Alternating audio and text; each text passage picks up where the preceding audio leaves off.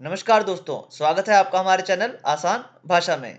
तो आज का हमारा टॉपिक है methods of assessment in nursing education. तो चलिए शुरू करते हैं। सबसे पहले हम देखेंगे असेसमेंट होता क्या है नर्सिंग एजुकेशन में। असेसमेंट का मतलब होता है चेक करना कि स्टूडेंट क्या जानते हैं, क्या कर सकते हैं और वो बिहेव कैसे करते हैं एज ए फ्यूचर नर्स। मतलब जब वो फ्यूचर में जाके नर्स बनेंगे तो क्या-क्या जान पाएँगे, क्या-क्या कर सकते हैं वो, ठीक है? और उनका बिहेव कैसा रहेगा फ्यूचर की नर्स होने के हिसाब से। और ये क्या हेल्प करती है? वो इम्प्रूव करने में हेल्प करती है उनकी क्या? उनकी लर्निंग अच्छी होती है, पढ़ अच्छे से पाते हैं वो, उनकी टीचिंग अच्छी होती है, ठीक है? वो सिखा भी अच्छे से पाते हैं और वो पेशेंट की केयर भी अच्छी तरीके से कर पाते हैं इसके थ्रू। अब मेथड्स कौन-कौन से हैं असेसमेंट के? पहला तो है फॉर्मेटिव, फिर उसके बाद आता है असेसमेंट सॉरी समेटिव, ठीक है? फिर आता है परफॉर्मेंस बेस्ड, जिसमें परफॉर्मेंस चेक करी जाती है उनकी। एक आता है सेल्फ और पीयर असेसमेंट, जिसमें वो खुद ही देखते हैं कि हम कैसे कर रहे हैं, कैसे बढ़ रहे हैं आगे, ठीक है? तो अब देखते हैं पहले हम कौन से वाला आता है इसमें फॉर्मेटिव असेसमेंट। ये क्या होता है ऑनगोइंग फीडबैक पे डिपेंड करता है। जैसे जब बच्चे पढ़ रहे होते हैं ना, जब नर्सिंग की क्लासेस चल रहे होते हैं, ये तभी की तभी चेक किया जाता है। पर्पस क्या होता है? मॉनिटर करना उसकी बच्चे की प्रोग्रेस को, ठीक है? या नर्स की प्रोग्रेस को कब and provide feedback for improvement. मतलब जैसे जब वो पढ़ रहा होता है ना, तभी की तभी उसकी प्रोग्रेस को मॉनिटर करा जाता है और उसको फीडबैक प्रोवाइड करी जाती है इम्प्रूवमेंट के लिए, ताकि वो अपने अंदर कुछ इम्प्रूवमेंट ला सके। उसके बाद इसके एडवांटेजेस क्या-क्या हैं? ये स्टूडेंट को क्या है, हेल्प करता है अपनी मिस्टेक्स करेक्ट करने के लिए अर्ली स्टेजेस में। मतलब बच्चे को क्या है, पढ़ते-पढ़ते पता लग जाता है कि मेरी जो मिस्टेक्स है, मेरी क्या-क्या प्रॉब्लम है, ठीक है? क्या-क्या दिक्कतें आ रही हैं, वो अर्ली स्टेज में पता लग जाती है उसको। आगे जाके उसको ज़्यादा दिक्कत नहीं आती है। अब मेथड्स कौन-कौन से हैं इसके? मेथड्स में आता है इसका क्विज़ेज़ होते हैं, ठीक है? शॉर्ट टेस्ट्स होते हैं, ठीक है? कोई टॉपिक दे दें उसको रिसेंट कोई भी तभी का टॉपिक, ठीक है? उसके ऊपर क्या होगा, उसका छोटा-मोटा टेस्ट लिया जाएगा, क्विज़ होंगे, ठीक है? वो एक होता है क्लास डिस्कशन हो गया, ठीक है? क्लास डिस्कशन में क्या होंगे, क्वेश्चन एंड आंसर होंगे, ठीक है? सेशन बनाते हैं क्वेश्चन एंड आंसर के, ठीक है? क्यू एंड ए सेक्शन बोलते हैं जिसको। सेशन, ठीक है? तो उसमें क्या होता है, बच्चों से क्वेश्चन आंसर करे जाते हैं और वहाँ से पता लगता है कि वो उसमें कुछ इम्प्रूवमेंट है बच्चे में, नहीं है, या कुछ सीखा है, नहीं सीखा है। उसके बाद है केस स्टडीज़। बच्चे क्या करते हैं, पेशेंट्स के सिनेरियो देखते हैं अलग-अलग पेशेंट्स के, और उससे क्या करते हैं, एनालाइज़ करते हैं पेशेंट्स की जो हिस्ट्री है, जो भी अभी तक वो प्रोग्रेस वगैरह रही है। तो ये केस स्टडीज़ टाइप का होगा, अभी केस स्टडी को देखते हैं, अलग-अलग केस दिए जाते हैं उनको, ताकि वो स्टडी कर सकें आराम से। ठीक है? मिनी क्लिनिकल इवैल्यूएशन, छोटे-छोटे लैब्स में और छोटे-छोटे जैसे क्लिनिकल होते हैं, वहाँ की इवैल्यूएशन के लिए भेजा जाता है उनको, ताकि उनका असेसमेंट अच्छे से हो पाए, ठीक है? यहाँ से उनकी ऑब्जर्वेशन स्किल्स पता लगती हैं लैब में, ठीक है? उसके बाद आता है, दूसरे नंबर पे आता है हमारा समेटिव असेसमेंट।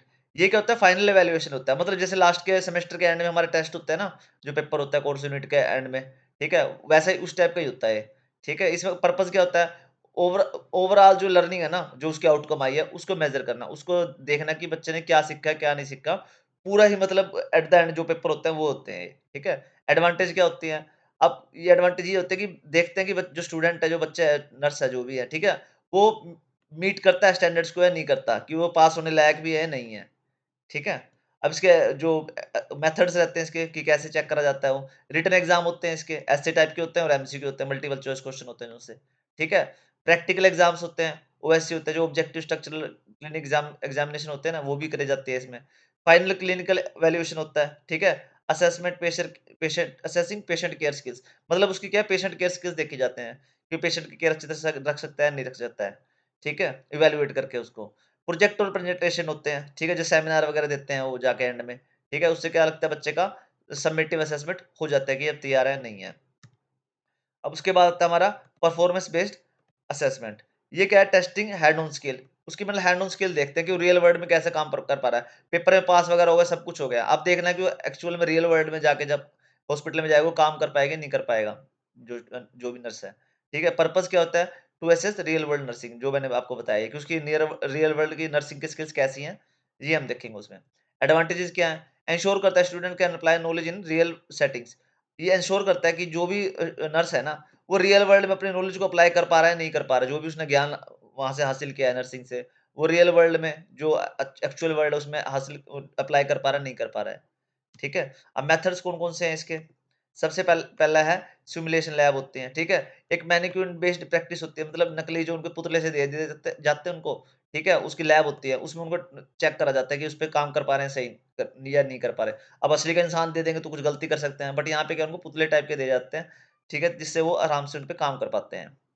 एक होता है डायरेक्ट ऑब्जर्वेशन, डायरेक्ट ही देखता है टीचर, ठीक है? कि स्टूडेंट कैसा परफॉर्म कर रहा है। मान लो कोई नर्स है, वो किसी पेशेंट की केयर कर रही है, तो टीचर उसको डायरेक्ट ही देखेगा, ऑब्जर्व करेगा कि काम कर पा रही है, नहीं कर पा रही, ठीक है? स्किल चेकलिस्ट होती है, अब क्या है टिक मार्किंग करते हैं स्टेप्स की, ठीक है? भई इसने इंजेक्शन सही लगाया है, वुंड केयर सही करी है, मतलब जो घाव वगैरह उसकी केयर सही तरीके से कर पा रहे हैं, नहीं कर पा रहे हैं। तो ये क्या कहते हैं टिक मार्किंग करते हैं हर एक स्टेप की, भई ठीक हो रहा है, नहीं हो रहा है काम, ठीक है? उसके बाद ओबीएससी स्टेशन ओ ओ ओएससी स्टेशन पे ले जाते हैं, जो कि ऑब्जेक्टिव स्ट्रक्चरल जो बताया था अभी मैंने ऊपर आपको, ठीक है?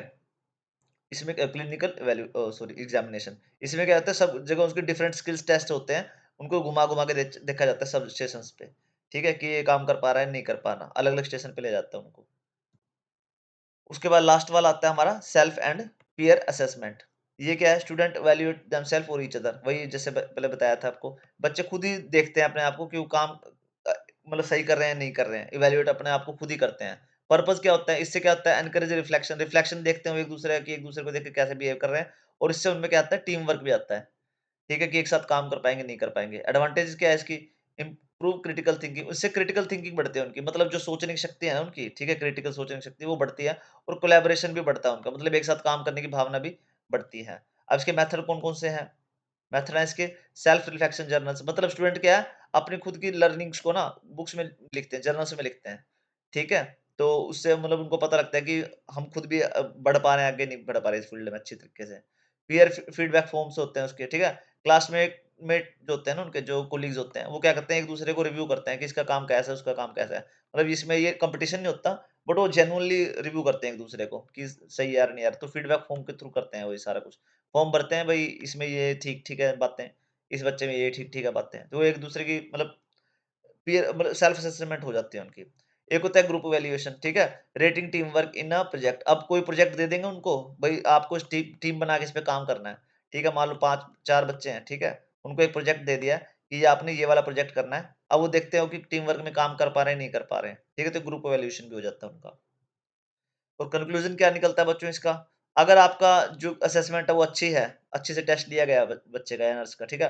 तो क्या है कि आपकी जो नर्सेज़ हैं वो बेटर, बहुत अच्छे लेवल की निकलेगी, ठीक है? अब इनका सब कुछ मिक्स करके लेना चाहिए, रिटन भी होना चाहिए टेस्ट में, ओरल भी होना चाहिए असेसमेंट में, सॉरी, ठीक है? सॉरी, हाँ, वही है। प्रैक्टिकल भी होने चाहिए उसके, रिफ्लेक्टिव मेथड्स भी होने चाहिए, ठीक है? ये सारे अगर मिक्स करोगे ना इनका, तो ये बेस्ट रिजल्ट आएगा उसमें से, ठीक है? हेल्प करते हैं स्टूडेंट को, जो नर्सेज़ हैं उससे इससे क्या बनती हैं, वो कॉन्फिडेंट बनती हैं, केयरिंग बनती हैं, और क्या हुआ है स्किल्ड प्रोफेशनल यहाँ से पास आउट होते हैं, जब अगर ये सारा क्राइटेरिया अपनाया जाए तो। तो ओके बच्चों, thanks for watching, please like share and subscribe आसान भाषा में। और अगर आपका कोई टॉपिक है तो प्लीज कमेंट करके बताएं, मैं आप उसको पक्का उस पे पक्का वीडियो बनाऊंगा। और इसमें कोई आपको डाउट हो तो प्लीज आप वो भी बता सकते हैं।